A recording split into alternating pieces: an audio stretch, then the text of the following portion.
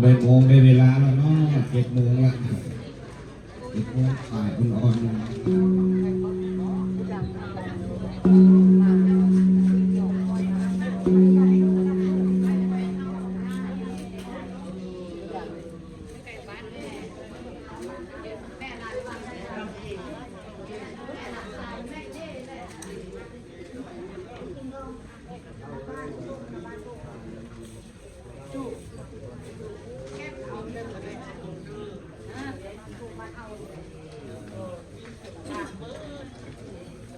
ไปแล้วเราออกไปนั่งไปดูมันเริ่มเข้าไม่เข้ามาไม่แรง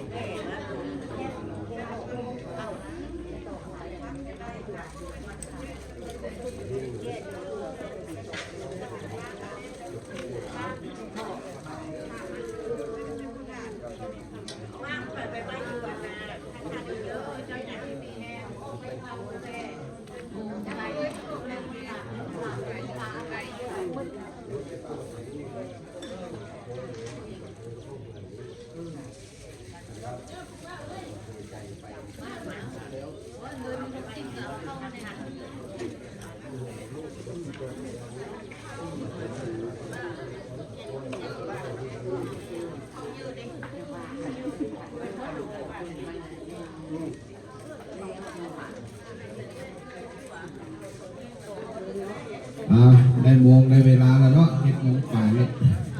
เดี๋ยวไหนพาครับเสียงพ่อแม่ครูบาอาจารย์เด้อบ้านทางนี้อยู่9 บาททิพย์บาทตรวจวัฒนธรรมลงไป9 บาทก่อนลงไปเด้อมีบาทครูบาอาจารย์มีอยู่9 บาท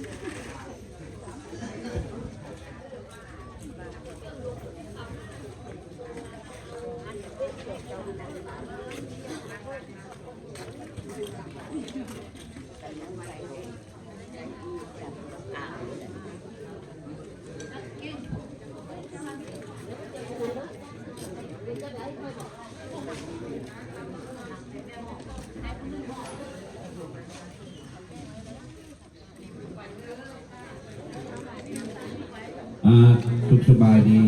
ทุกท่านทุกคนท่านยิ่งท่านทรายคือมาห้องกินห้องทานน้ำครอบครัวของนางกินทองยิ่งได้โมงได้เวลาเด้อแต่เพียงเด้อไหวพาหักสินน้ำพ่อแม่ครูบาอาจารย์นี่แบบนี้เอาตีกล้องไปในแค่3 บาทเลย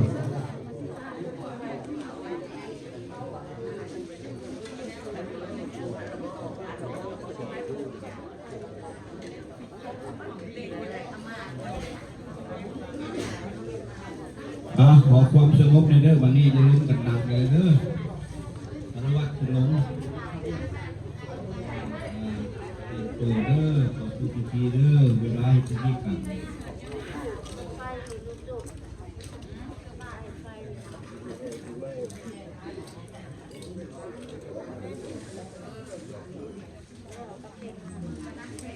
ตีคล้องในรูปจะ3 บาทผู้ใดนั่งข้องอยู่นะ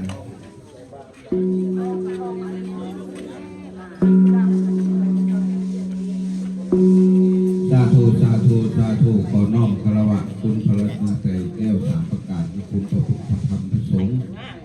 ขอน้อมนมัสการพระเท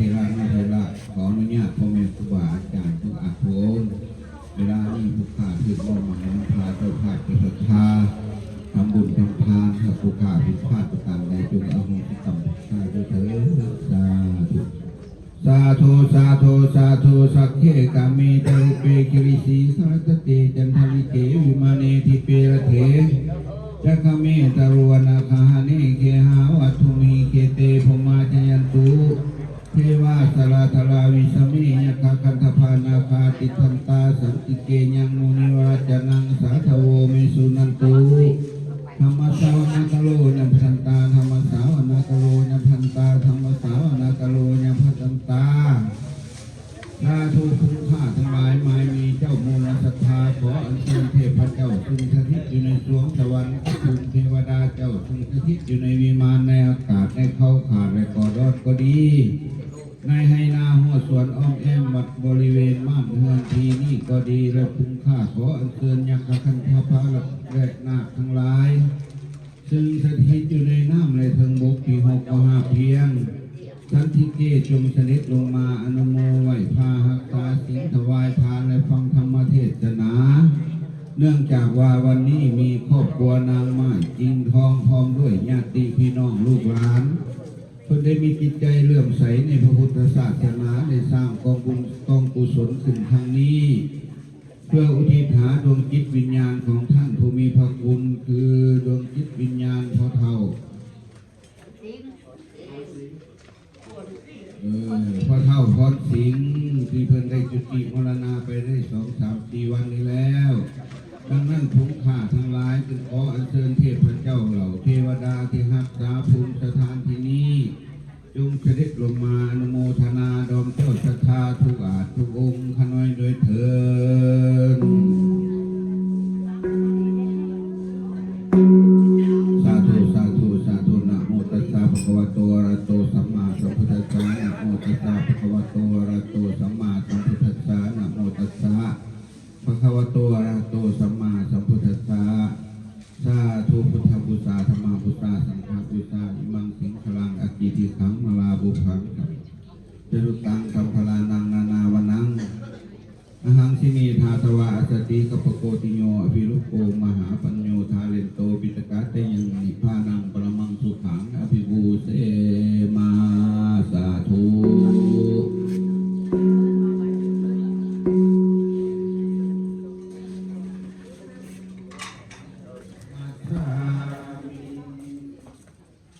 อิมินาสกาเลนะ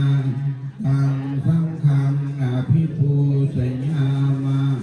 สุปฏิปันโนภะคะวะโตสาวกสังโฆสังฆังนามาพุทธังสรณังคัจฉามิธัมมังสรณังคัจฉามิสังฆังสรณังคัจฉามิทุติยัมปิพุทธังสรณังคัจฉามิทุติยัมปิธัมมังสรณังคัจฉามิทุติยัมปิสังฆังสรณังคัจฉามิตาติยัมปิพุทธังสรณังคัจฉามิตาติยัมปิธัมมังสรณังคัจฉามิตาติยัมปิสังฆังสรณังคัจฉามิ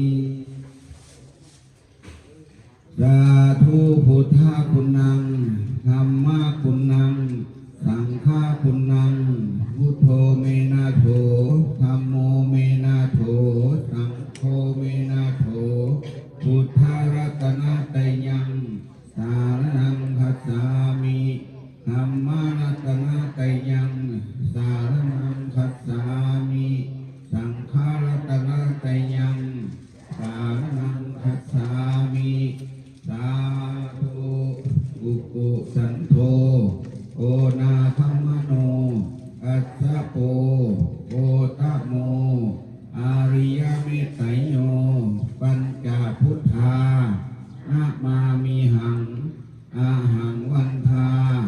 นิสีลาสาอาหังวันทานิสัพพทาสาอุกาสาวา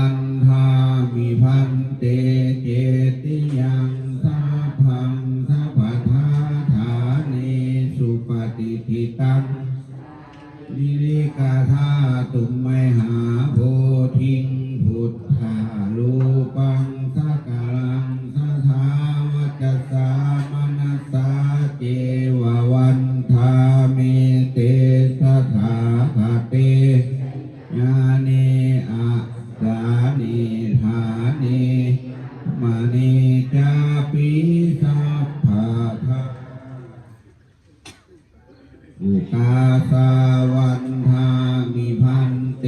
สัพพังอปาราทังขมัทเมพันเตมัญญากตังยังสามินาอนุโมทิตาพังสามินากตังปุญญังไมหังธาตาพังสาธุสาธุอนุโมทน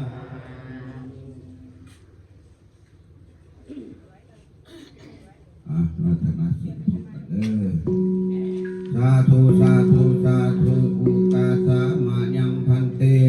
วิสุงวิสุงลักขณาทายะติสรเนนะสหปัญจศิลานิยจามะทุติยมปีมะยังพันเตวิสุงวิสุงลักขณาทายะติสรเนนะสหปัญจศิลานิยจามะตติยมปีมะยังพันเตวิสุงวิสุงลักขณาทายะติสรเนนะสหปัญจศิลานิยจามาสาธุพวกกันเลยขอสมทานสิหา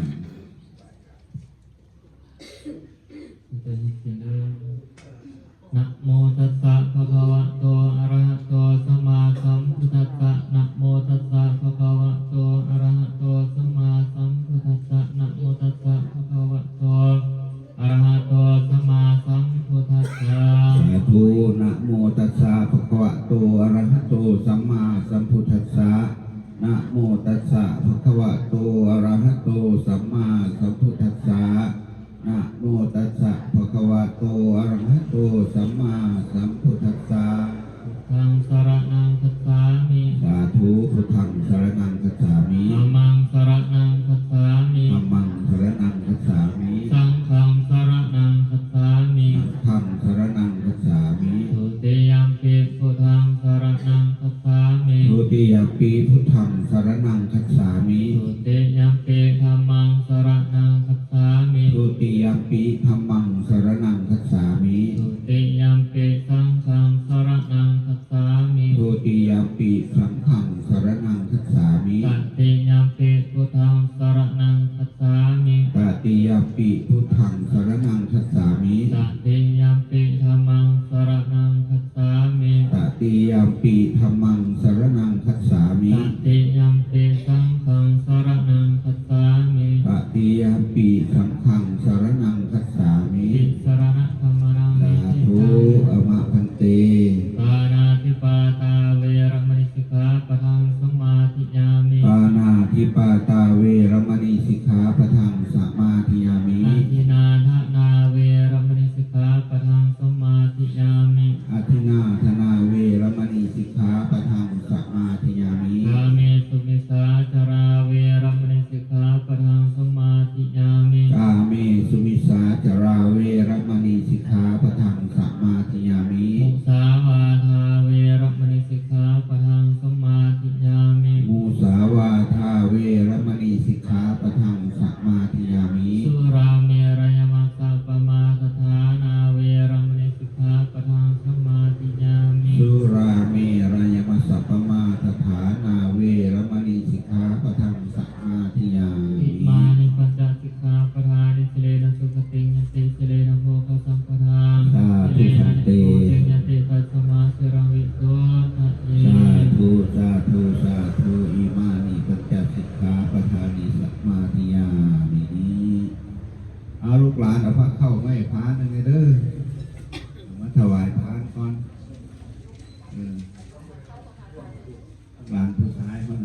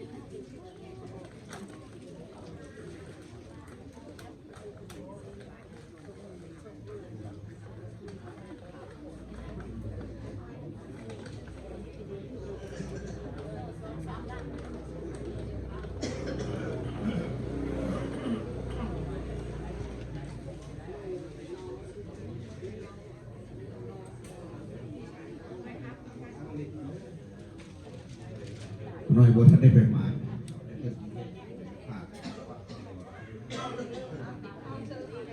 หายบุญบังไฟกัน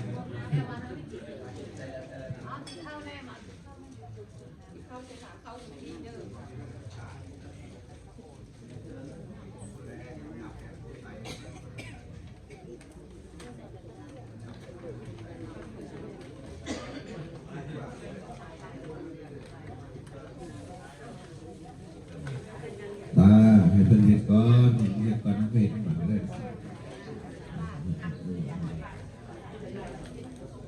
โคสีบ่ฮอด3เทื่อบ่เป็นบุญเป็นไผบุญบุญอย่างนั้นกันบุญกะทิบุญกันบุญอย่างนั้นกัน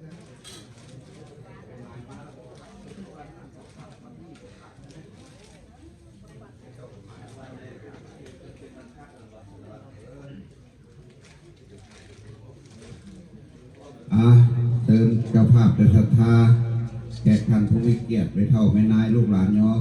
ท่านเข้าใส่บาตรถวายทานเด้อบัดนี้เด้อ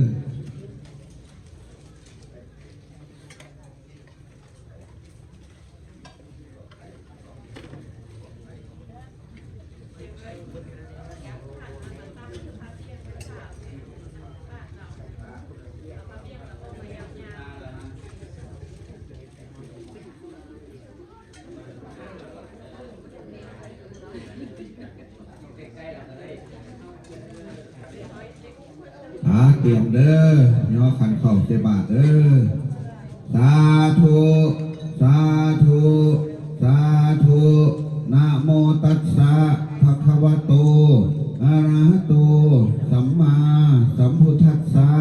นะโมตัสสะภะคะวะโตอะระหะโตสัมมาสัมพุทธัสสะนะโมตัสสะภะคะวะโตอะระหะโตสัมมาสัมพุทธัสสะโหนโตเยเทวาสังฆโยสัสสะเทสะสัพเพอินนารัตถะภุมมาอานาสัญจาสานาสังสัพพะเทวตาอนุโมทันตุอาโหพุทโธอาโหธัมโมอาโหสังโฆคุ้มค่าทั้งหลายขอนอบน้อมเอาคุณพระพุทธเจ้าคุณพระธรรมเจ้าคุณพระสังฆเจ้ามาเป็นที่พึ่งที่ระลึกอันประเสริฐของเฮายินดีในทานการให้วัตถุเข้าของขอจงให้สำเร็จซึ่งอาสวะไขยทำแล้วสิ้นไปแห่งอาสวะกิเลสเครื่องกินของทานในกัปปิยทานขอให้ถึงซึ่งพระนิพพานนั่นแน่ก็ขาเทินสุทธินังวัตเมทานัง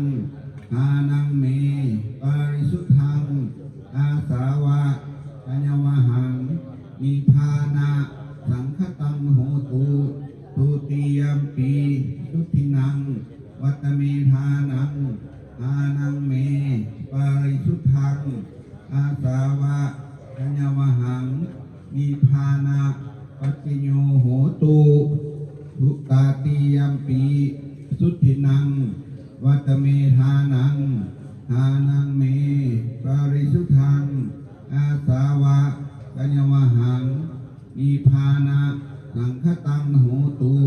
อนาคเตกาเลทานังเมปาริสุทธังนิพพานังปรมังสุขังนิพพานะปัจจโยโหตุสาธุอิมานิมะยังพันเตบินนาภัตตานิมัตตกะภัตตานิภัตตานิสัปริวลานิปัจจยทานังนานาวันนังสัปริวลังปฏิคันหาตุอัมหากังทิคารตังสัปริวลานิภิกขุสีลวันตัสสะนิยาเทมะสาธุโนพันเตภิกขุสีลวันโตอิมานิมายังพันเตบินดาภัตตานิ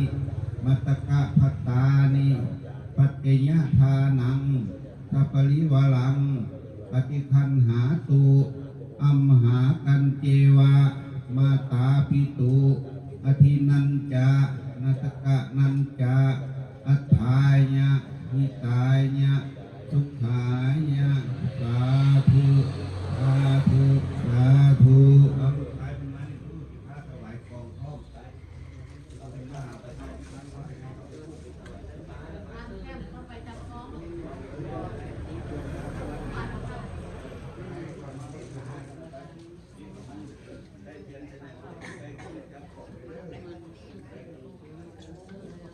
วันนี้พระเท่าที่พาที่กองพร้อ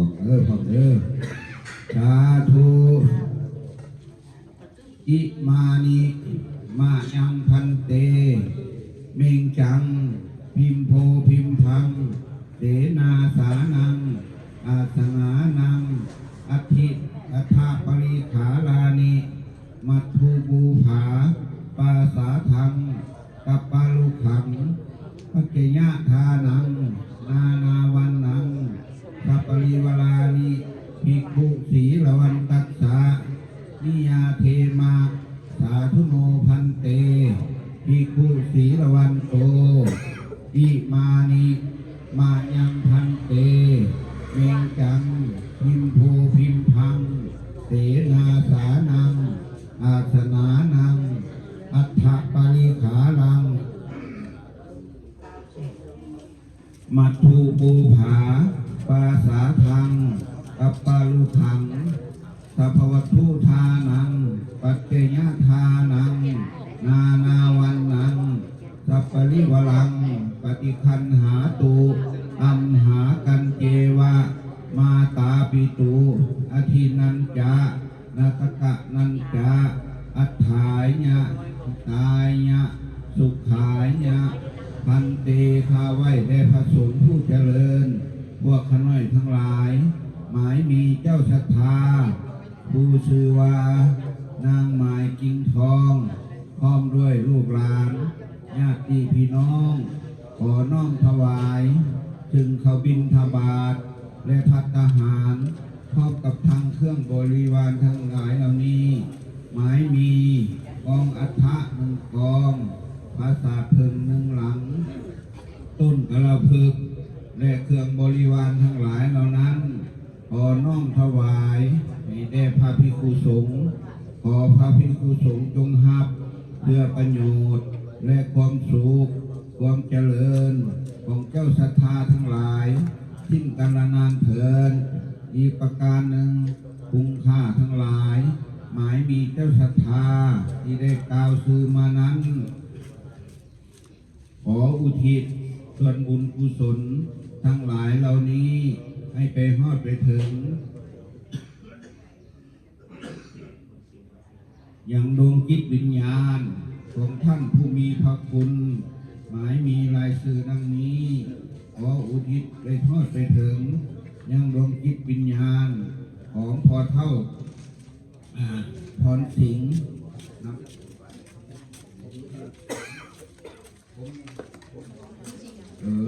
พ่อเฒ่าพรสิงห์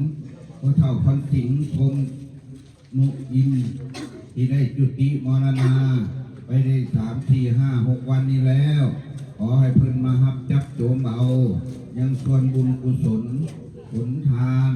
ที่ลูกหลานได้อุทิศให้นี้เหมือนดังตนได้กระทำเอาเองนั่นเถิดถ้าหากเพิ่นได้ฮับแล้วถ้าหากยังตกทุกข์ก็ขอให้พ้นจากทุกข์ถ้าหากมีสุขแล้วขอให้สุขยิ่งขึ้นไปตราบต่อเท่าเข้าสู่พระนิพพานในอนาคตการเรื่องนั้นเถิดญาวานิพานังปรมังสุขขังหากเพิ่นบ่ได้ถึงเวียนแก้วกล่าวแล้วคือพระนิพพานหากมีการจำเป็นมาหับเอาบ่ได้ขอให้เทพพระเจ้าเหล่าเทวดาผู้มีหูตาอันเป็นทิพย์จงไปบอกข่าวให้พ่อเฒ่าพรสิงห์กรมโนอินให้มาฮับจับโจมเอาเหมือนดังตนได้กระทำเอาเองนั่นเถิด หากเพิ่นยังทุกข์ก็ขอให้พ้นจากทุกข์หากเพิ่นมีสุขแล้วขอให้สุขยิ่งขึ้นไปตราบต่อเท่าเข้าสู่พระนิพพานในอนาคตการเบื้องหน้านั้นเถิดอิทังเมญาตินังโหตุปตาปิตุนังโหตุสุขิตาโหตุญาตโยสาธุสาธุสาธุอนุโมทามิ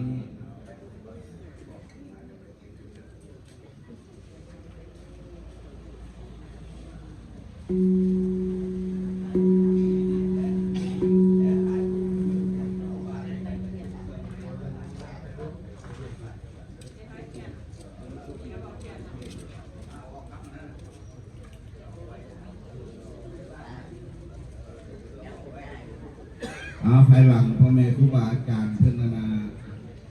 จุดเป็นยามงคลแล้วนางกินทอบเด้อความโดยลูกหลานเนี่ยพี่น้องไปใส่บาตรกันโมเด้อสาธุสาธุสาธุนะโมตัสสะภะคะวะโตอะระหะโตสัมมาสัมพุทธัสสะนะโมตัสสะภะคะวะโตอะระหะโตสัมมาสัมพุทธัสสะนะโมตัสสะภะคะวะโตอะระหะโตสัมมาสัมพุทธัสสะสาธุอุกสังสันโนพันเตทุกขันจะวรัญจะสัทธรรมเทศนาญาจามาสาให้ผู้เดียวเฮ็ดแล้วกับผู้เดียวเว้าแล้วกันแล้วคือเว้าหลายคนหลายมันน้อง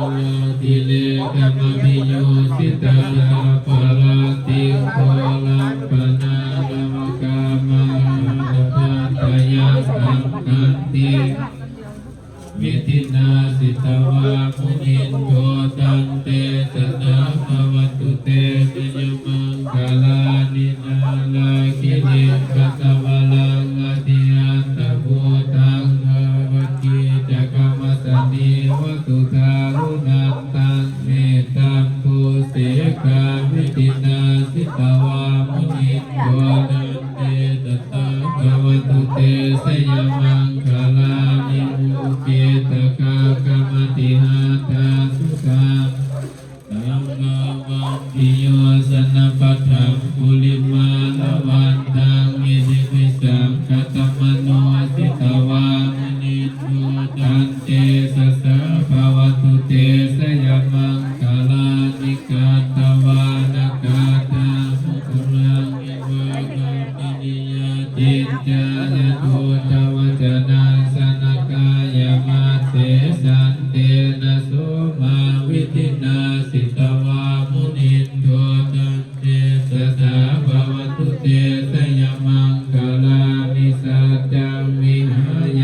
ติสัตตะกวาอเกตุมาทาพิโลภิสมนังอติอันตภูตังปัญญาปฏิปัสสริโตสิตวามุนินโทตันเตสัสสะภวันตุเตสยมังคลานินันโทปนันทาพุสกังวิพุทังมิติพุเตนะเถระพุสเกนะธัมมาปยันโตอิตุปะเทสาวิตินาสิตวามุนินโทตันเตสัสสะภวันตุเตสยมังคลานิมาติติพุสเกนะสุมาตหะตัมโทมังวิสุทธิสุติเมธิภกาทิตานังญาณจักเกนะวิตินาสิกวามุนินโทตันเตสัสสะภวันตุเตสยมังคลานิเมตาเตพุทธะสยมังคลาภาตาตาดาโยวาจโนทินาทิเตสละเตมะตัตเตตวานาเนตานิวิธานิจุกะตวานิโมกังสุขังอธิกามยนะโนสัพพัญโยมหากรุณิโกนาโสหิตายะสัพพปานินังคุเลตวะกาลเมสัพพะปะโตสัพพะทิโมตมังเอเตนะสัจจพัตเตนะโหตุเตสยมังคลังสยันโตโพธิญามุเลสักขญาณังนัตตโนเอวังทวังวิสยโยโหเอสยสุสยมังคะเลนะปะลาสิตาปะลังเตสิเสปะทะวิโกกาเลอภิเสเกสัพพพุทธานังอาคาปตุปะโมคันติสุนัขตังสุมังคลังสุปาปะตังสุโหติตังสุกโนสุมโหโตจาสุญิตังพรหมจารีสุภาคินังกายกรรมังวาจากรรมังปะทาคินังปะทาคินังมโนกรรมังปณิทิเตปะทาคินังปะทาคินานิกาตวานาลพันตาเตปะทาคินิสัพพะธัมมานุภาเวนะสัพพะสังฆานุภาเวนะพุทธรัตนะธัมมารัตนะสังฆรัตนะตินยังรัตนะนังอนุภาเวนะจตุรสีพิสาสัตธัมมะขันธานุภาเวนะมิตกัตตยานุภาเวนะสินะสวากานุภาเวนะสัพพิติโลกาภิเตภัญญาสัพพิติอันตรายาสัพพิติอุปาทวาสัพพิติทุจิมิตาสัพพิติอาภามังคลาวินาสัตถุอายุวัฏโกดานาวัฏโกจิริวัฏโกญาสวัฏโกภาลวัฏโกวานาวัฏโกมุตุสัพพะทาทุกาลุกาปัญญาวิลาสุขะสัตตุจุปัฏฐวะอเนกาอันตรายาปิวินาสัตตุจเตตัสสะสัญญาติเตนะนะนะปัตุเตกัปปัญญาสุขังภลังสิริอายุจามันโนจารุขังบุติจยะสวะสัตตวะสัจจาอนุตาสิวะติเตภวันตุเตภวันตุสัพพะมังคลังรัตตุสัพพะเทวตาสัพพะพุทธานุภาเวนะสัทธาสุติภวันตุเตภวันตุสัพพะมังคลังรัตตุสัพพะเทวตาสัพพะธรรมานุภาเวนะสัทธาสุติภวันตุเตภวันตุสัพพะมังคลังรัตตุสัพพะเทวตาสัพพะสังฆานุภาเวนะสัทธาสุติภวันตุเต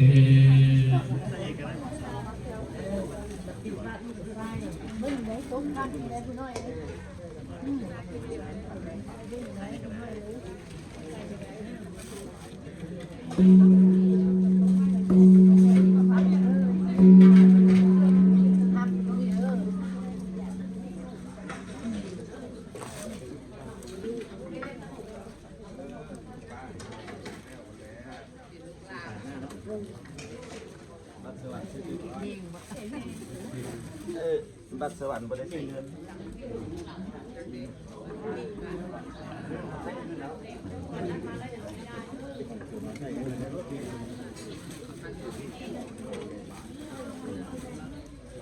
เอาไปเลยกำ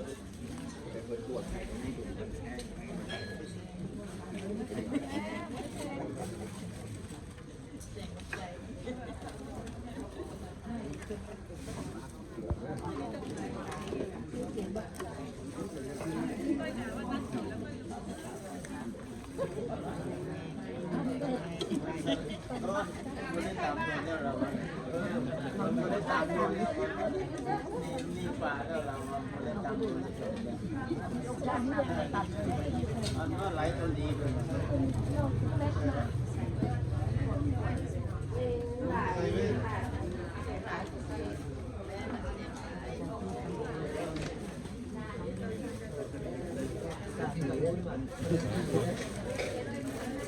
เป็นรุ่นแล้ว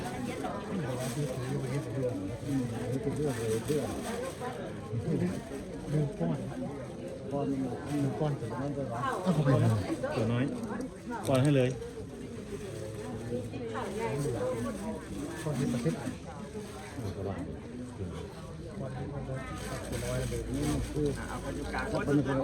เอาเรื่องใส่อันนี้นะไม่ใช่อะไรครับเอาไปได้ถึงแม่น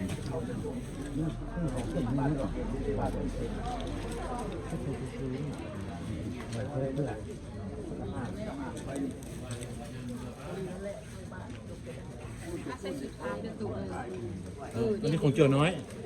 มันใส่ไปแล้วเกี่ยวง่ายกว่า นั่งก็ลูกไปน้อยจังไส้เรียกผู้ชายไปจะเป็นเที่ยวนี้เลยนะ ไป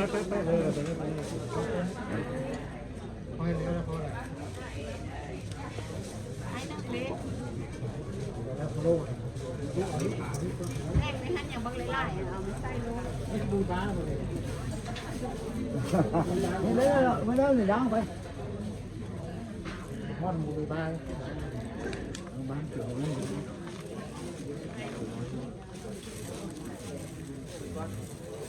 ลูกกระเทยก้อนข้าวผมเหลือเรียบร้อย ไม่ได้ขนมเลย ขนมอะไรยังน้อยนะ ใส่บาตรอันละ มันก็คือดอกเล็กน้อยนะ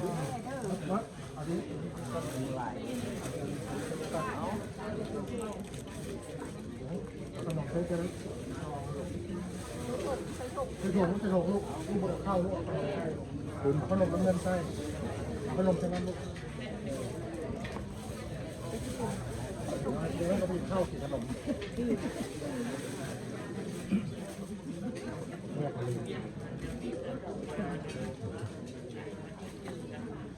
ตายเลยขนมโลด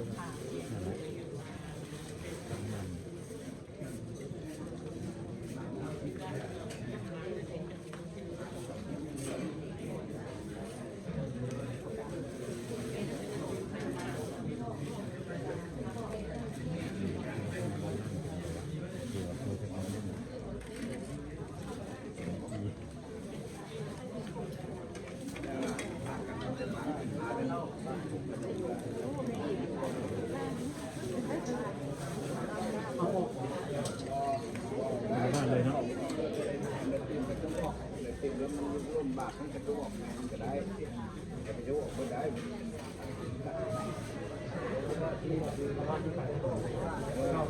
ปิดท้ายต้องไปเนาะ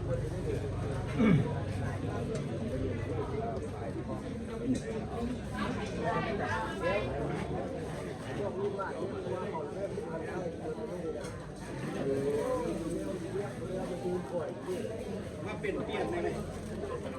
จะได้เงินบ้างจะให้มาต่อยมันเป็นเปลี่ยนมันต่อยตัวเรื่อง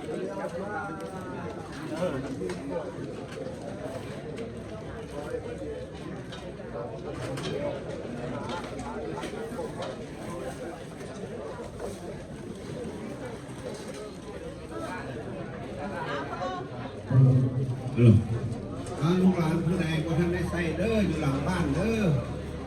เลี้ยงควรใส่บาตรมาใส่เด้อเพิ่นสิปิดฝาบาตรไว้ได้บัดเนี่ย ท่านเมื่อกี้ เป็นแล้วบ่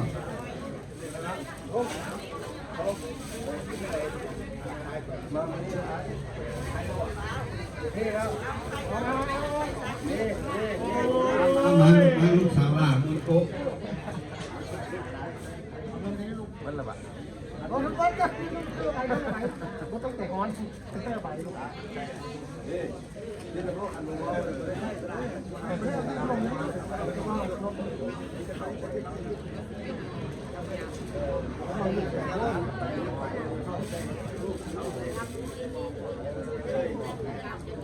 เ ฮียนไว้แต่น้อยทีละใหญ่มามันเป็นหูไปยับไปยับไปไป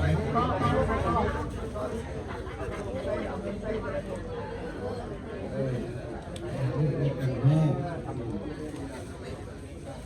จะสู้ให้ลูกขับไปแก้วเราแก้วเบียร์อะไร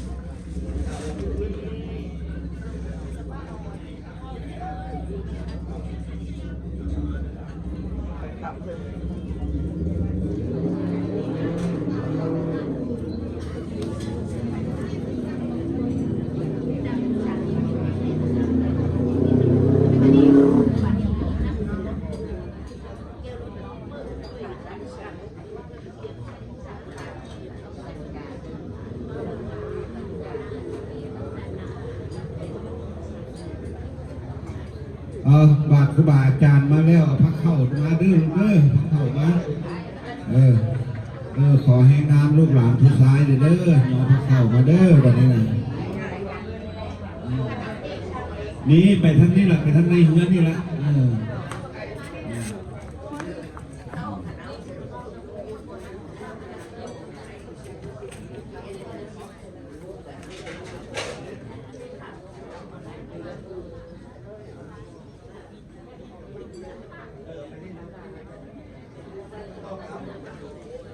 อันน่ะพาอาจารย์กับความมั่นอีกแล้ว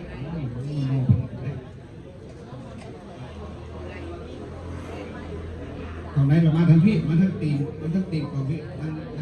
นั่งโยนโวยจ่อนั่งลงมาทางตีนก่อนพี่แม่มาทางพี่ไปทางนี้โอ้หรอมาคนนึงมาหรอมาน้ำกันปานพวกเมื่อวันนี้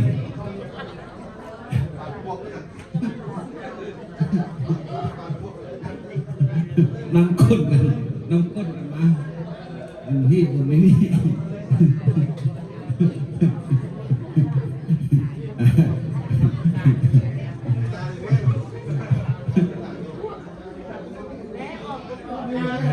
เรากินเลยล้างแล้วก็มันเลยโจมเอาอย่าพลาดเ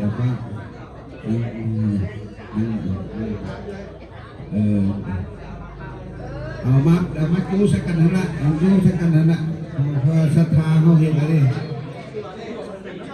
พระจั่วในสนามยังพาไปทั้งลุงพุทธไปทั้งลุงกองพุทธมาทั้งลุงพุทธละไปทั้งลุงพุทธ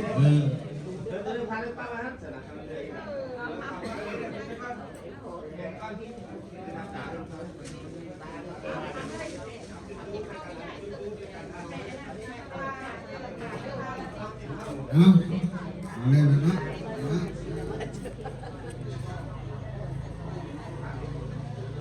น้องปานวัดกวด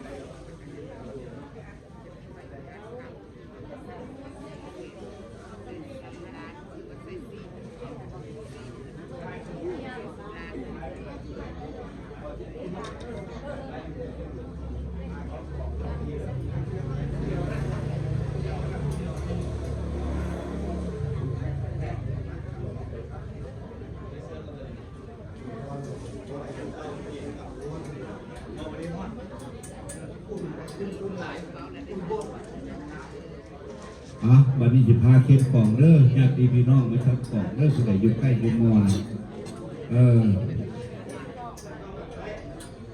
ทำเตข้าไว้พระเทรานุเทราพร้อมด้วยพระสงฆ์จงอนุโมทนาในกล่องอัฐาห่วงเจ้าศรัทธาทุกอาทุกองค์ขน้อยด้วยเถิ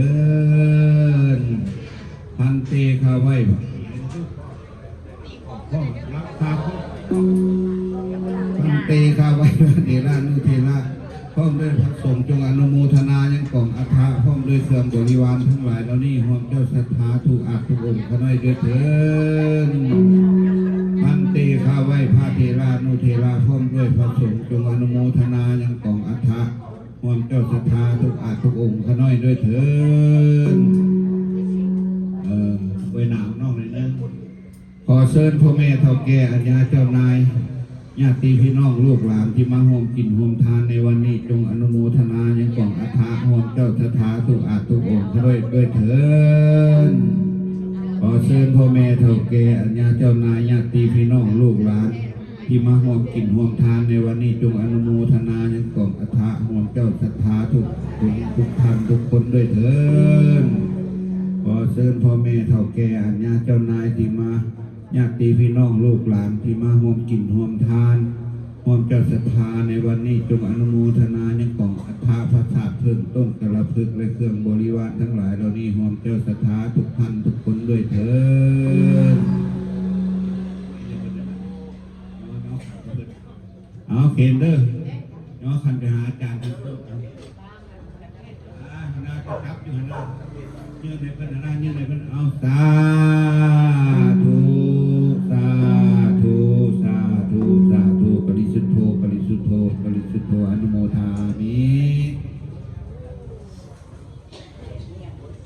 สาธุสาธุสาธุนะโมตัสสะภะคะวะโตอะระหะโตสัมมาสัมพุทธัสสะนะโมตัสสะภะคะวะโตอะระหะโตสัมมาสัมพุทธัสสะนะโมตัสสะ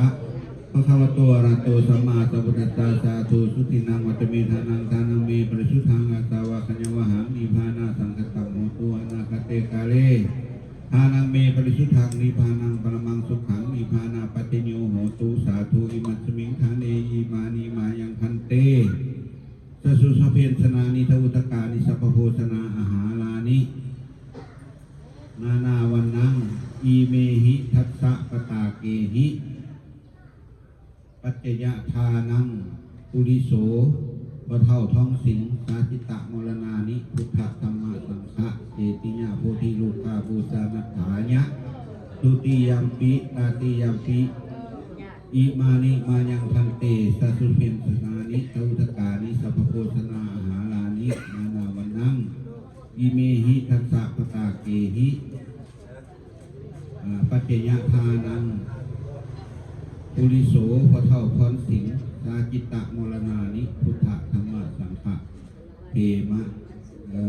พุทธธรรมสังฆะเจติญะโพธิลูกาภูสานัตถายะเทมะสาธุสาธุสาธุอนุโมทามิ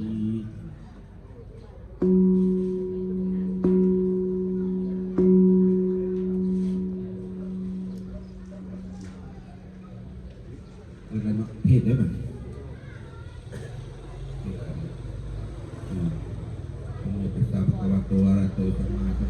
นะโมตัสสะภะคะวะโตอะระหะโตสัมมาสัมพุทธัสสะนะโมตัสสะภะคะวะโตอะระหะโตสัมมาสัมพุทธัสสะสาธุภูมาจโรกาปฏิสัทธัมปฏิกัดอัญชลีอติวรังยาจาทะสันติทัสสันตะปรสักขาติกาเทเสตุธัมมังอนุกัปปิมังปะสังรัตนังกะโลมาสาเอาฟังเทศตลอด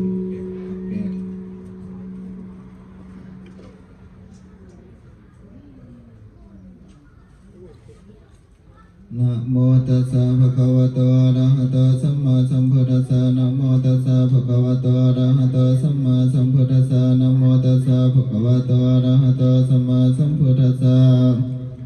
นะโมตัสสะทุตตวะทานามิสังฆะอาทินาคาถาอัญญกิลาภะคะวะตาเทสิโดลาสะโปเรสะทั้งหลายกีฬาดังจากภูมานี้ยังมีความผู้หนึ่งมันก็อยู่ในมือสวัสดีมีเขาของกันมากก็มีหลายส่วนว่าความผู้นั้นมันก็มีลูกชายผู้หนึ่งมันก็ฮักยิ่งนักเป็นประดุจจะดำหน่วยตามมันนั้นแท้ดีลีแลมันก็เลี้ยงใหญ่มากได้17 ขวบมา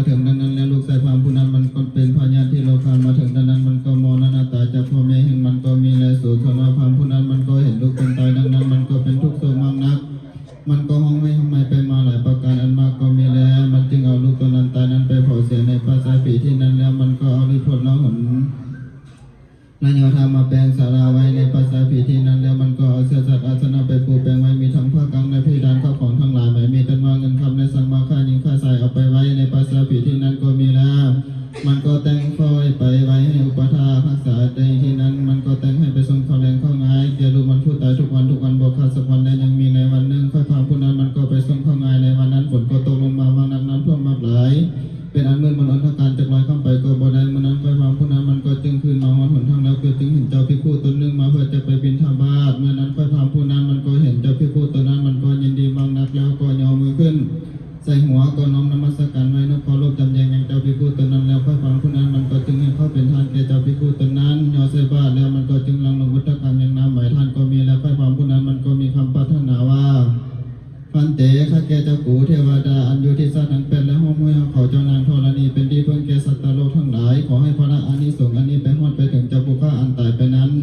ในภาษาผีที่นั้นเถิดว่าดังนั้นเมื่อนั้นเจ้าภิกขุตัวนั้นก็อนุโมทนาทานส่วนบุญอันนั้นแล้วก็หนีเมื่อสู้ที่อยู่แห่งตนก็มีแล้วข้าสายพามผู้นั้นก็ให้เขาเป็นทานแก่เจ้าภิกขุตัวนั้นแล้วก็สมซึ่งยินดีหนีมาสู้ที่อยู่แห่งตนนั้นก็หันแล้วเมื่อลูกสายพามผู้ตายเป็นเพศอยู่ในภาษาผีที่นั้นก็อนุโมทนาทานส่วนบุญอันนั้นแล้วอันว่าก็นำโภชนะอาหารก็เกิดมีแก่ลูกสายพามผู้นั้นเป็นอันมากอันหลายแท้ดีและมีทั้งเสียสัตว์อาสนะเงินคำสั่งมาค่าหญิงค่าชายก็เกิดมีแก่ลูกสายพามผู้นั้นเป็นอันมากอันหลายก็มีแล้วมันก็ได้เสวยสมบัติทิพย์แล้วมันก็คันยิงในใจว่ากูจะไปนิรมิตความฝันให้แก่พ่อตนให้แจ้งมันก็จึงกล่าวว่าดูแลพ่อเป็นเจ้ากูนี้ก็หักเป็นลุงหักแห่งพ่อแต่ในกลางเมื่อก่อนทุนกูก็ตายไปได้ปีหนึ่ง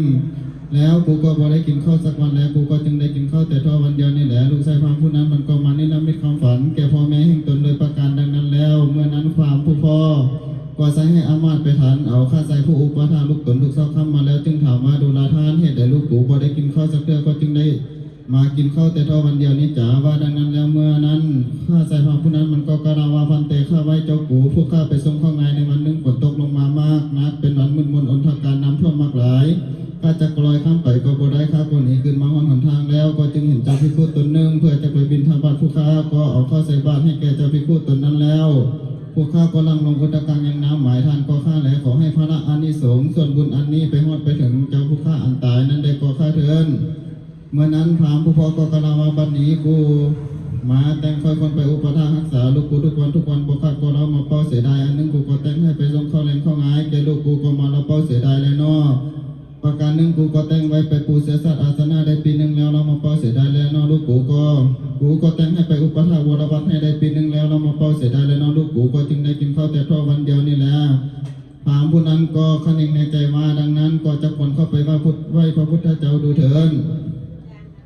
ว่าดังนั้นแล้วพราหมณ์ผู้นั้นมันก็ถือเอาสิ่งทั้งหลายไม่มีต้นนกประดุประทีปดอกไม้ขันธารสของหอมแล้วก็เข้าไปไหว้พระพุทธเจ้าแล้วก็นั่งอยู่ที่คนแห่งตนแล้วก็บูชาโดยประดุประทีปดอกไม้ขันธารสของหอมแล้วก็ไหว้พระพุทธเจ้าว่า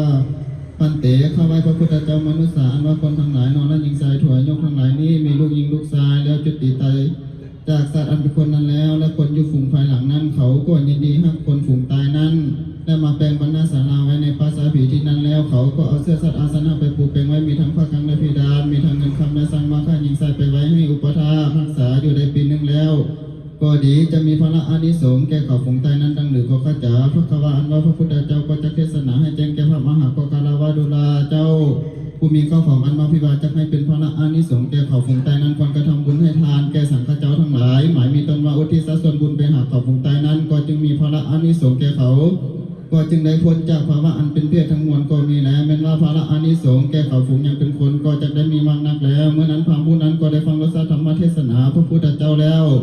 ก็มีใจสมซึ้งยินดีก็มีแล้วเมื่อนั้นพราหมณ์ผู้นั้นก็ยกมือไว้นิรมนต์พระพุทธเจ้ากับทางเจ้าภิกขุทั้งหลายอันไหนห้ามไว้ตนเมื่อสู้หันแห่งตนมันก็ตั้งปูแปลงไว้อย่างอาสนะไว้แล้วนิสิทธิพระพุทธเจ้าก็นั่งอยู่เหนืออาสนะมีเจ้าภิกขุทั้งหลายหากเป็นปริวารก็มีแล้วพราหมณ์ผู้นั้นมันก็แต่งข้าวน้ำโภชนะอาหารแล้วก็เอาตั้งไว้สองหน้าสังฆเจ้าทั้งหลายแล้วพราหมณ์ผู้นั้นมันก็จะเป็นพอเข้าไปหาลูกผู้ตายนั้นมันก็กระดาคาถาว่าอิมัสมิงเคเหอิมานิสัสสุปาพยัญชนะนิสากิลานาเพสัสนิพุทธธรรมสังฆเทมะว่าดังนี้3 ทีแล้วพระพุทธเจ้ากับทางสาเจ้าภิกขุทั้งหลายก็สังฆนำโภชนะอาหารแล้วก็ให้เข้าของเงินคำสังมาคายิงสายมีทั้งเสื้อสัตว์อาสนะพกังและเพดานอัฏฐบริขารเป็นทันแก่สังฆเจ้าทั้งหลายก็มีได้ดุลายิงสายทั้งหลายตั้งแห่งแต่นี้มาหน้าสุทานอย่าได้ไปอุปถากรักษาในภาษาผีที่นั้นเทินพระผู้นั้นมันก็ลังลงพุทธกังยังน้ำหมายทานว่าข้าแก่เจ้ากูตนเป็นดีเพิ่งแก่โลกทั้ง3มวลพระอานิสงส์ทั้งหลายฝูงนี้จงให้เป็นปัจจัยนำสู่ไปห่อลูกผู้ฆ่าอันตายไปนั้นเทินพระผู้นั้นมันก็ลังลงพุทธกังยังน้ำหมายทานไปหาลูกอันตายโดยประการนี้ก็มีแล้วพระพุทธเจ้าก็สังฆนาโภชนะอาหารแล้วก็เสด็จเมื่อสู่ที่อยู่แห่งตนก็มีแล้วเมื่อนั้น ลูกสายพรผู้ตายนั้นมันก็อนุโมทนาทานส่วนบุญอันนั้นแล้วสมบัติทิพย์ก็เกิดมีแก่ลูกสายพามผู้นั้นมันก็พ้นจากภาวะอันเป็นเพศอยู่ในปัสสาวะที่นั้นแล้วก็ได้เอาตนมาเกิดในสันฟ้าตาวัติงสาสวรรค์เทวโลกแท้ก็เป็นเทวบุตรตนหนึ่งอันมีนางทั้งหลายได้แสนก็เป็นปริวารอยู่ในพระสัตว์คำหลังนั้นก็ได้12โยชนาเทวบุตรตนนั้นก็ได้เสวยสมบัติทิพย์อันมากโดยขนำโภชนาอาหารก็มากอันมีนางขับนางฟ้องเสร็จอยู่ทุกเมื่อทุกยามก็มีและข้าวของทิพย์คือว่าเสสัตอาสนะก็ทิพย์เดินในกาลยามนั้นลูกสายพามผู้นั้นมันก็เสด็จลงมานิมิตความฝันแก่พ่อตนว่าดูแลพ่อเป็นเจ้ากูก็หากเป็นลูกหักแห่งพ่อแต่ในกาลเมื่อก่อนบุญข้าก็ตายไปได้เป็นเพศอยู่ในปราสาทผีที่นั้นพอหากกระทำบุญให้ทานอุทิศส่วนบุญไปหาผู้ข้าก็ได้ออกจากภาวะสงสารอันเป็นเพศอยู่ในปราสาทผีที่นั้นแล้วก็ได้เอาตนมาเกิดนั้นเป็นเทวบุตรตนหนึ่งอันมีเสสัตอาสนะอันมากมีพระศาสสูงได้12โยชนะโดยพระอานิสงส์ส่วนบุญอันนี้อันพอเป็นเจ้าหากกระทำอุทิศไปหานั้นสมบัติทิพย์ก็เกิดมีแก่ผู้ข้าเป็นอันมากอันหลายแท้ดีและอันมีสร้างมาค่ายิงสายเงินคำก็เกิดมีแก่ผู้ข้าอันพอหากเห็นมาปั้นดังนี้ก็ข้าแหลเมื่อนั้นพามผู้พ่อก็ลิ่งเห็นครั้งทิพย์มาอาพอลุ่มแห่งตนก็คันนิงว่าคนเฮาทั้งหลายนี่หาแกนหาสารบ่ได้แม้ว่ามีสร้างมาค่ายิงสายงอคอยเงินคำหลายก็ดีขั้นว่าจุติตายจากสัตว์อันเป็นคนนั้นแล้วก็ได้ไปผู้หนึ่งคนเดียวก็ได้ปราเสียเข้าของฝูงนั้นก็มีแลดูแลเจ้าทั้งหลายจงให้ระลึกขึ้นหาอายุสังขารมาทันอาหารแกนหาสารบ่ได้อุปมาได้ประการสันใดก็อุปมาเป็นดังบางไม้ทั้งหลายหลังเมื่อก็ยังได้2 วันล้นเสียก็มีหลังเมื่อได้3 วันล้นเสียก็มีหลังเมื่อได้4 วัน5 วัน6 วันล้นเสียก็มีแล้วหลังเมื่อก็ยังได้ถึงอันสุปมาล้นเสียก็มีแล้วอายุแห่งคนทั้งหลายก็อุปมาเป็นดังบางไม้หันแล้วพามผู้นั้นก็ได้ฟังรสธรรมเทศนาแห่งพระพุทธเจ้าก็ทรงชื่นยินดีพามผู้นั้นก็อำลาข้าจากพระพุทธเจ้าเมื่อสู่หันตนก็มีแล้วพามผู้นั้นก็รักษาศีลเมตตาภาวนาตับต่อเท่าเสี่ยงอายุแห่งตนแล้วคันว่าตายศาสตร์อันเป็นคนนั้นแล้วก็ได้เอาตนมาเกิดในสันฟ้าตาวัติงสาสวรรค์เทวโลกแทบวิมานลูกแห่งตนก็มีในเทศนาปณิโยสันนิในเมื่อแล้วรสธรรมเทศนาพระพุทธเจ้าตรงนี้เพื่อให้เป็นหิตประโยชน์ทั่วบรรดาสัตว์ทั้งหลายเข้าสู่นิพพานเป็นที่แล้วก็มีแล้วก็ลาวันนาแล้วยอยังพระอานิสงส์วัตถุภาพอันไหนให้ข้อนำโภชนาอาหารเป็นทานในที่ต่ำก็เสด็จบริบูรณ์ก่อนเท่านี้ก่อน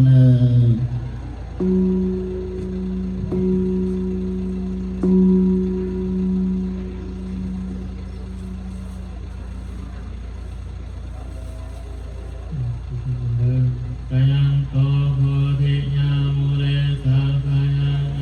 าเทวะตโตเอวังตวังวิกโยโหหิกายสุขยะมังคะเอปิตาปารังเตสิเจปะทายโกคาเลอภิเศษเกสะภะโพธาอาลาภะกะโตธัมโมทันติสุระกะตังสุภาพาสังสุโมเตตังสุขโลสมาโตจาสุนิตังพรหมจาริสุขทักขินังกายกรรมังปะทักขินังปะทักขินังอนุกรรมังปะนิจิเตปะทักขินังปะทักขินานิกาตวานรพันตเตียงปะ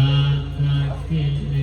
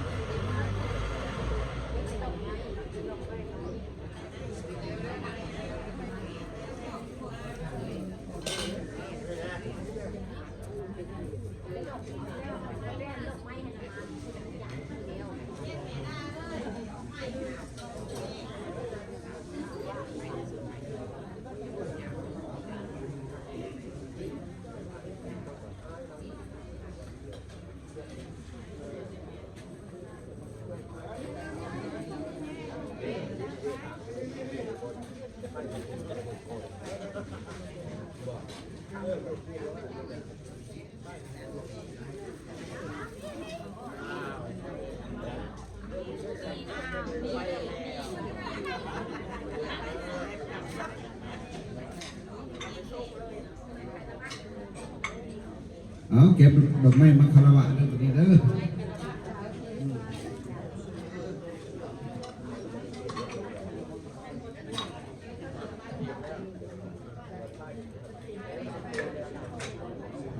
มาตื่นมาตื่น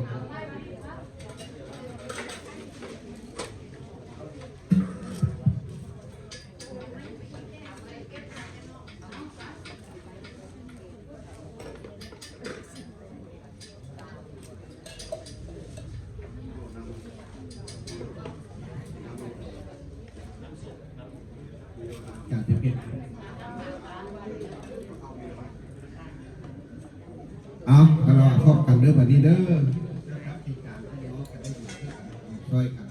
เอาให้เขาเท่าผู้เดียวเขาเท่าผู้ก็ยืนกลุ่มไม้เขาไปเฝ้า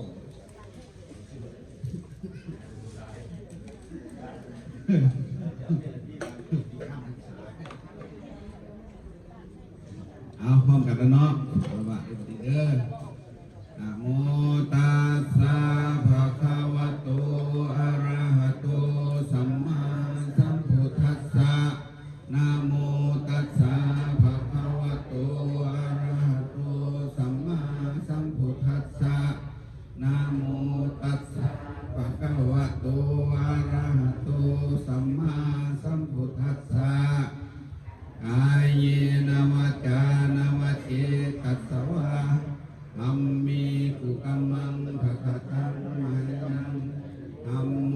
ปฏิคันธังตัวจายันตังดารันตาเดสังวะริตุงวะพุทธิกายเยนะวาจานะวะเจตัสสวะธัมมีกุกัมมังภะคะตังมายังธัมโมปฏิคันธังตัวจายันตังดารันตาเดสังวะริตุงวะธัมมีกายเยนะวาจานะวะเจตัสสวะสังเฆกุกัมมังภะคะตังมายังสังโฆปฏิคันธังตัวจายันตังดารันตาเลสังวะริตุงวะสังเฆกายกัมมังวจีกัมมังมโนกัมมังสัพพะปะปังพุทธังละโหติกายกัมมังวจีกัมมังมโนกัมมังสัพพะปะปังธัมมังละโหติกายกัมมังวจีกัมมังมโนกัมมังสัพพะปะปังสังฆังละโหติให้เทวดาเพิ่นอยู่อย่างนั้นจะต้องไปเสริมขึ้นเหนือเด้อ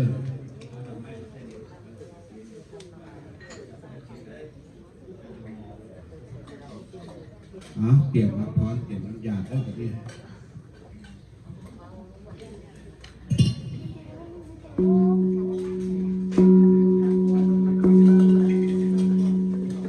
ก่อนเดินนะสาวะริวหาภราภริปุเรนเตสาคระเอวามิไรโตตนังเตตนังปะกปติสิตังปฏิตังตุมังจิปัยโยสมิสโตสัพเพปุเรนโตสังคปะจันโทอัตระโสยะธามริโสติระโสยะธามสันโตสัพพะโรโควินาสันโตมาเตภวัตวันตรายโยสุขิเทคายุโกภวะภิวาทนาสิริสนิจังมุทัปปัจจายโนจัตตารโลธรรมวาทันติอายุวันโนสุขังภา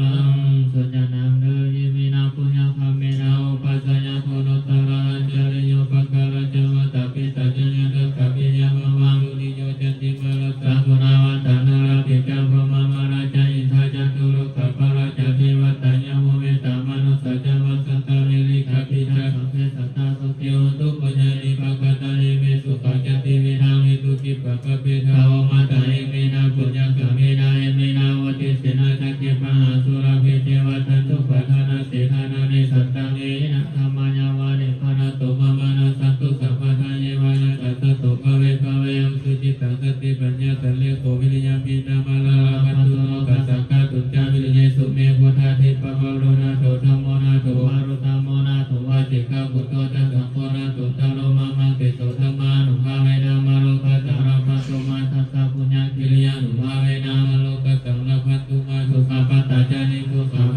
ยาปัตตาจานิพยาสุขะปัตตาจานิสุขะอุตุสัพเพวิปานิโยยะตวัตตะจามิสัพพะตัมปุญญาสัพพะนังสัพเพเทวานุโมทันตุสัพพะสัพพะติสิทธิยาเมตตากรุณามุตุตาอุเบกขาสัพเพสัตตาสุขิตังตุสัพเพสัตตาเวลังตุสัพเพสัตตาพยังปัสส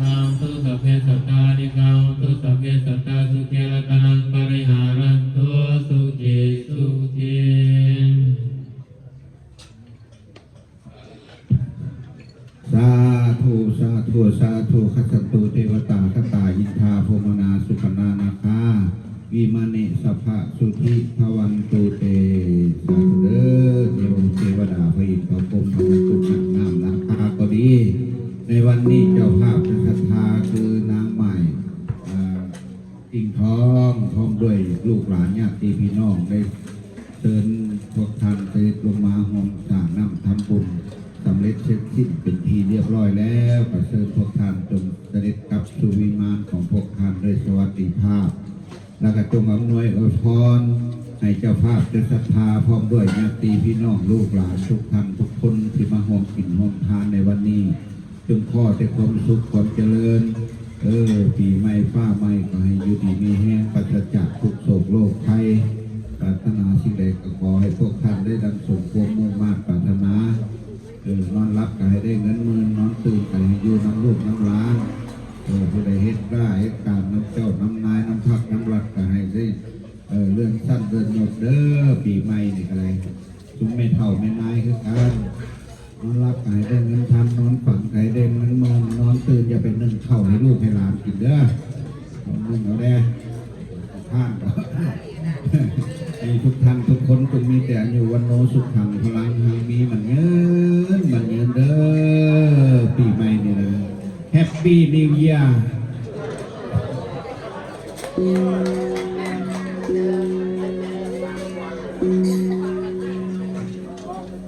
ได้สติหลังผู้ชายได้ได้เฮียนมาเนี่ย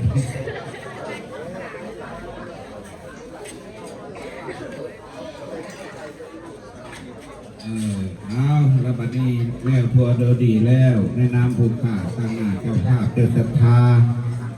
มาประทานอาหารกันเด้อเจ้าศรัทธาตะกอนจะไปมาเมื่อนี้วันศุกร์วัดมืดพักยาวเลยอาทิตย์นี้นะ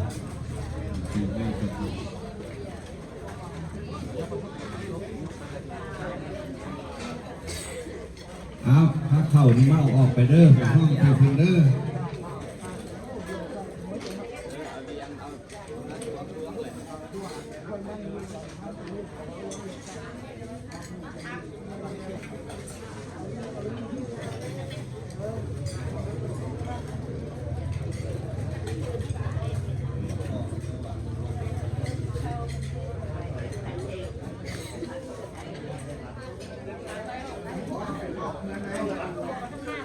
แล้วเข้าพุ่นนอกพุ่นเอาไทยเอาเทเอาแกนเอาแหงหยาดไปหยาดไปเพิ่นเอาพักกันไปไอ้น้องไอ้เจ้าสองสามไอ้น้องไอ้ห้องไอ้เพิ่นว่ายืนถ่ายเข้าไปนอกไปพุ่นไม่พุ่นมาห้องเข้ามา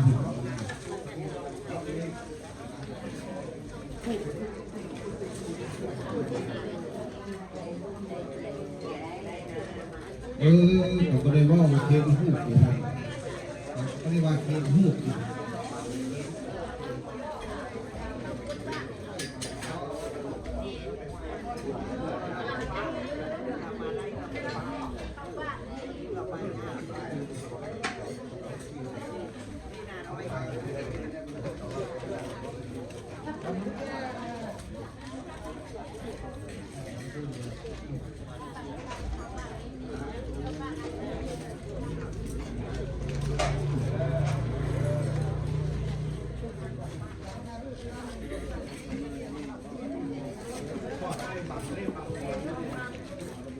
ลืมบอก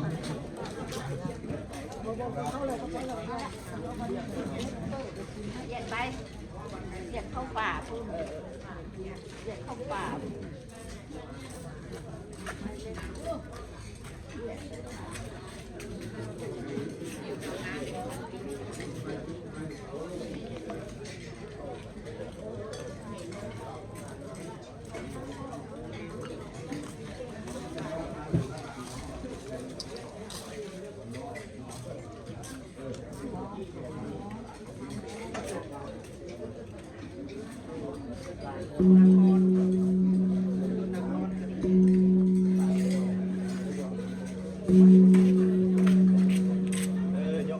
เทียมสนุก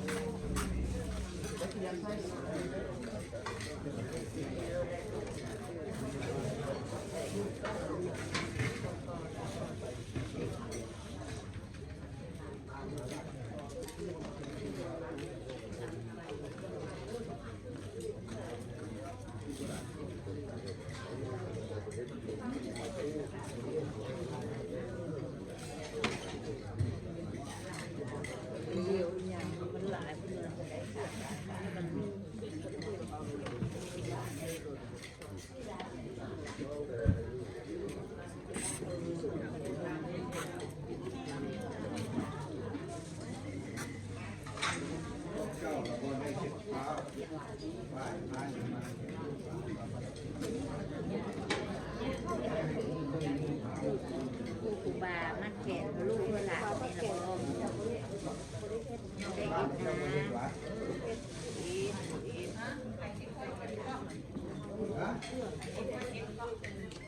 ใครเลยกับใครเดี่ยวอยู่ใครกับใครเหนื่อยก็ถึงเจ้าแหละดูว่ามันตัดกันดีกว่าดีมันทำให้ได้กันด้วยกันโคตรโคตรเวลาตามข้อมูลประจำเราเป็นตัดกันดีกันไม่เท่าทีไม่เท่าพอไม่เท่าทีเขาบอกเก่งแก้วเงี้ยเลยพวกเขาฆ่ายาไม่ดับ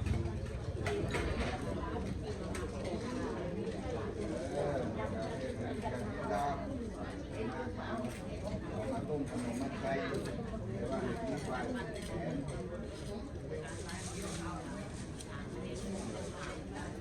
มีของ cái nhân lâu một ngày wow เข้าที่นี่ก็นั่งอมแก้ว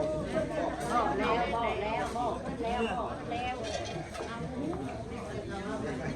คือแล้วไม่ต้องว่านี่นะบอกนี่ละกันยาแล้วก็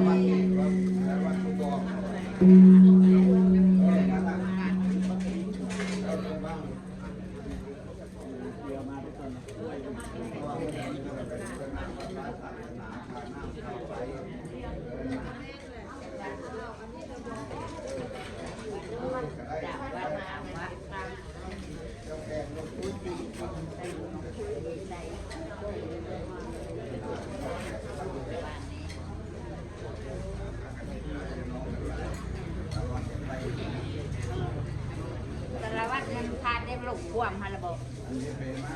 ทานแล้วก็ได้หลังมือแล้วก็พาลงเนาะ แต่ละภาษาเอเด้อบ่ กูร้อนน้ำที่ก็จะต้มสั่งลงเชื่อ คือกาว2เดือนยาก ก็ได้ครับก็ว่าหลายเรื่อง ว่ากายบ่เป็นยังหรอสารวัตรเนาะ ก็หลายเรื่องอย่างนี้ยังหลายเป็นยังเป็นมา บอกว่าคุณเจ้าเนาะเจ้าหลง แน่นมากแม่ผมบอกไอ้เด็ดโอ้ยสักสิบสี่ปียังหูพระราชน้ำปาดยังหูหลงเนี่ยของกองยังอยู่ช่วงไว้ตู้ย่อมเป็นไข่ปลาไหลย่อมเป็นท่านหัวล้านเป็นกระถิ่น